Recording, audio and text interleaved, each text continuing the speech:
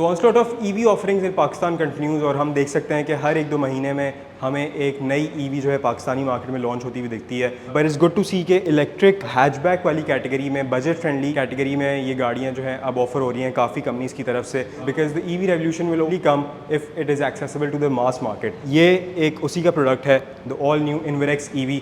इनवेरेक्स जैसे कि आप जानते हैं कि एक बहुत पुरानी कंपनी है जो कि सोलर एनर्जी और एनर्जी सोल्यूशन में ऑपरेट करी है पाकिस्तान में पिछले 20 सालों से, and they have now expanded to the mobility market. इस इनवेरेक्स EV की 3 वेरिएंट जो है पाकिस्तान में ऑफर कर रहे हैं। तो आज हम इस गाड़ी का एक फर्स्ट लुक रिव्यू करेंगे, इसके स्पेक्स और फीचर्स आपको बताएंगे, इसके एक डिज़ाइन का ओवरव्यू देंगे। तो पाकवीज से चैनल को सब्सक्राइब करें, बेल आइकन टैप करें ताकि आप हर वीडियो से नोटिफाइड रहें। फ्रंट लुक की बात कर लेते हैं। वैसे तो सारे डिज़ाइन एलिमेंट्स विजिबल हैं, लेकिन एक रन थ्रू दे देता हूँ कि सामने आपको क्या क्या मिलता है। सबसे पहले हेडलाइट्स पे आ जाएं तो ओवल शेप की हेडलाइट्स हैं जिसमें DRLs आपको मिल जाते हैं which are standard across all 3 variants. Plus आपको प्रोजेक्शन मिल जाती हैं LEDs जो कि बाई बीम है, तो लो बीम और हाई बीम दोनों इसी से इल्यूमिनेट करेंगी। प्लस अगर ओवरऑल डिज़ाइन पे आ जाए बोनट की तो काफ़ी राउंडेड है, lot inspired by other Japanese hatchbacks as well, लेकिन विद इन इट सेल्फ एक डिसेंट लुकिंग फ्रंट एंड है। इनवेरेक्स EV का जो है फ्रंट में लोगो आ जाता है, नीचे ये इंटेंट्स आ जाते हैं, नीचे जो ये डिफ्यूज़र टाइप का दिया हुआ है फ्रंट में स्प्लिटर, ये भी हनीकॉम डिज़ाइन में काफ़ी कट थ्रू करता है इस ओवरऑल डिज़ाइन को। ब्लैक एलिमेंट जो है ओवरऑल गाड़ी में आपको देखने को मिलेंगे। फ्रंट में इसका चार्जिंग पोर्ट भी आ जाता है, तो आप इसे प्रेस करेंगे तो एक खुल जाएगा और ईज़िली जो है आप इसे एक्सेस कर सकते हैं चार्जर लगा के। अंडर द हुड आपको सारी बेसिक EVs के जो जितने भी इलेक्ट्रिकल कंपोनेंट्स हैं वो यहाँ मिल जाते हैं। PDU है, MCU है, जो एनर्जी को डिस्ट्रीब्यूट करने के जो कंपोनेंट्स हैं वो इधर मौजूद हैं। तो सबसे पहले यहाँ से स्टार्ट करते हैं। इसका DC चार्जिंग पोर्ट जो कि 220 और 320 वाले वेरिएंट्स में ऑफर होता है, तो इससे आप फास्ट चार्ज कर सकते हैं। ये 140 में अवेलेबल नहीं है। 15 इंच के अलॉय व्हील्स मिलते हैं हाइपर फिनिश में which are standard across all 3 variants. तो तीनों वेरिएंट्स में आपको यही 15 इंच के व्हील्स मिलेंगे। रेयर फेंडर पे आपको एक कैरेक्टर लाइन मिल जाती है काफ़ी बोल्ड सी, जो दरवाज़ों के थ्रू रन थ्रू कर रही है। ये काफ़ी सटल कैरेक्टर लाइन है और वही कैरेक्टर लाइन जैसे आपको पीछे मिल रही है वो फ्रंट फेंडर पे भी फॉलो करती है। ओवरऑल डिज़ाइन की बात कर लें तो आपको इसमें ब्लैक एलिमेंट्स काफ़ी ज़्यादा दिखेंगे which overall enhances the attractiveness of the car. Door handles पे आपको एक ग्लॉस ब्लैक मटेरियल दिखेगा, ये भी आपको ग्लॉस ब्लैक में मिलेगा। यहाँ आपको पिलर्स पे बीच में मैट ब्लैक के जो है एक्सेंट्स मिलेंगे। सनवाइजर्स फ्रॉम फैक्ट्री आपको मिलेंगे।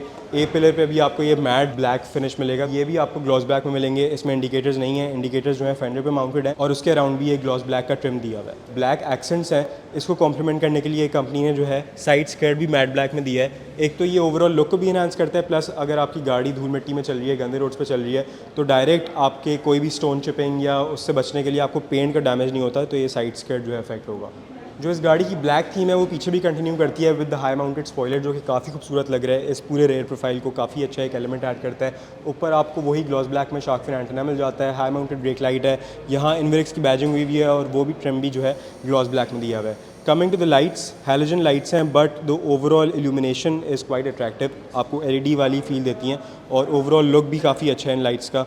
नीचे आ जाएँ तो बम्पर में आपको ये 2 पार्किंग सेंसर्स मिल जाते हैं। आई विश कि ये बॉडी कलर में ही होते हैं बिकॉज ये ब्लैक में थोड़ा सा एक आफ्टर थॉट वाली फील दे रहे हैं, लेकिन नॉनदलेस एक प्रैक्टिकल फीचर है। नीचे आपको एक ट्रिम मिल जाता है मैट ब्लैक का which works as a diffuser, और ओवरऑल जो रेयर प्रोफाइल है वो इस गाड़ी की काफ़ी अट्रैक्टिव है in my opinion. Side profile और फ्रंट प्रोफाइल से अगर कंपेयर करें तो this is the best angle of this car. Trunk पे आ जाते हैं तो ओवरऑल बूट स्पेस लिमिटेड है एज विद ऑल हैचबैक्स, लेकिन इसकी जो सीट्स हैं ये पूरी फोल्ड हो जाती हैं, जिसकी वजह से आप इसकी जो बूट स्पेस है वो काफ़ी इन्हांस कर सकते हैं अगर आपको ज़्यादा लगेज आइटम्स रखने और आपके पैसेंजर सिर्फ 2 हैं। स्टैंड चार्जर है वो कंपनी ऑफर कर रही है, इसके साथ आता है।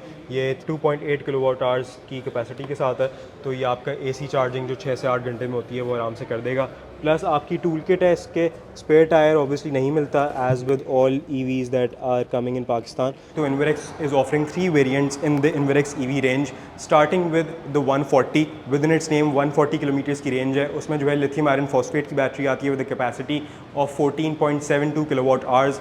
उसकी जो रेंज है 140 है और टॉप स्पीड 100 किलोमीटर्स की है। फिर मिड स्पेक वेरिएंट पे आ जाएँ 220, तो 220 किलोमीटर्स की रेंज है, उसमें भी लिथियम आयरन फॉस्फेट की बैटरी है but the capacity is increase, 19.12 kilowatt hour की बैटरी आती है उसमें।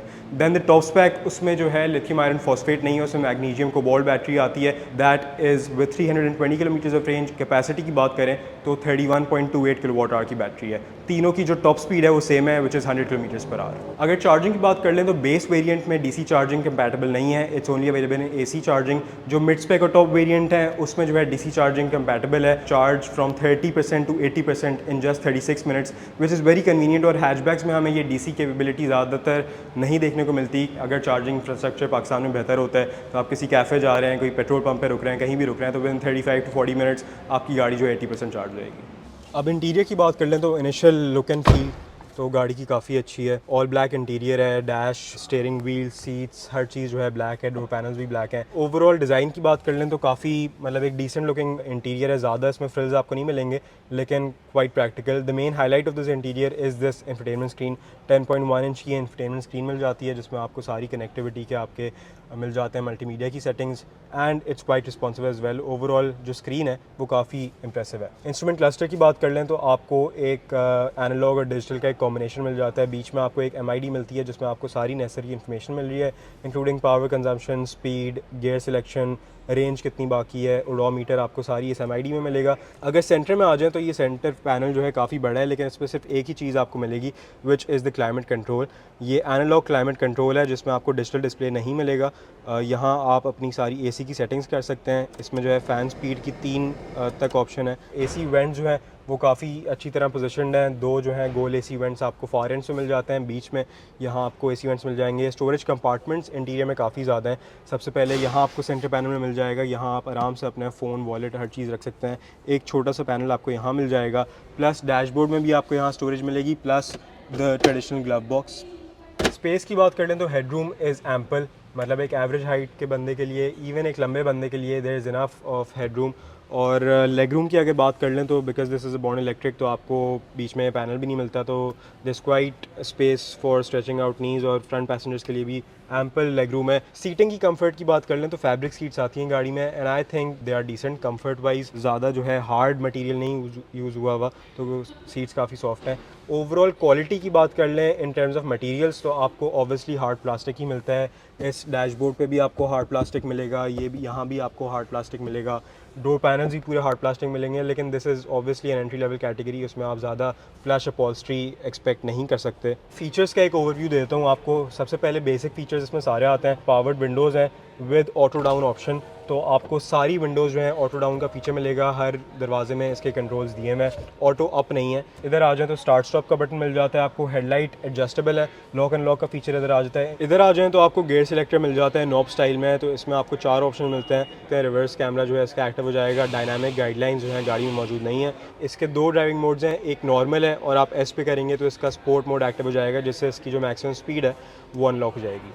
सेफ्टी फीचर्स की बात कर लें तो इसमें आपको एक एयर बैग मिलेगा। स्टीयरिंग व्हील पे, डैशबोर्ड पे एयर बैग नहीं दिया हुआ है which is a let down, लेकिन फिर भी नॉनदलेस आपको एयर बैग मिलेगा। चाइल्ड सीट के एंकर्स हैं, इसके अलावा ABS ब्रेक्स मिल जाते हैं। इसके अलावा इलेक्ट्रॉनिक ब्रेक डिस्ट्रीब्यूशन भी है, जो कि ब्रेकिंग के वक्त आपको जिस टायर को जितनी ब्रेकिंग कैपेसिटी चाहिए होती है वो उसको इलेक्ट्रॉनिकली एलोकेट करती है। ओवरऑल सेफ्टी की बात कर लें तो it's at par with the category that this is launching in. अब रेयर रूम की बात कर लें तो overall leg space is quite ample. ये सीट जो है फुल पीछे हुई है, लेकिन फिर भी I have enough space, but this seating posture is very different from what I expected. Floor bed है गाड़ी का, उससे काफ़ी क्लोज बैठे हुए हैं आप, तो इसमें अंडर थाई सपोर्ट थोड़ा सा कॉम्प्रोमाइज़ होता है। मेरी जो टांगें हैं वो यहाँ से थोड़ी सी उठी हुई हैं, एक ड्रॉबैक है, लेकिन ओवरऑल कंफर्ट गाड़ी का काफ़ी अच्छा है। रेयर सीट्स का काफ़ी सॉफ्ट सीट्स है, प्लस हेडरेस्ट भी दिए हैं दोनों पैसेंजर्स के लिए, तो आई थिंक पीछे की सीट में 2 अडल्ट्स और एक बच्चा आराम से बैठ सकता है। फीचर्स की बात कर लें पीछे तो आपको स्पीकर्स मिल जाते हैं चारों दरवाज़ों में, प्लस आपको स्टोरेज कंपार्टमेंट्स मिल जाते हैं और आपको पावर विंडो का ऑप्शन मिल जाता है। अब इस इन्वेरेक्स EV की प्राइसेस की बात कर लेते हैं तो 3 वेरिएंट्स में गाड़ी ऑफर हो रही है। जो बेस वेरिएंट है 140 that is being offered in 3199, 32 lakh rupees. जो मिड स्पेक वेरिएंट है 220 that is being offered in 4199 and the top spec 320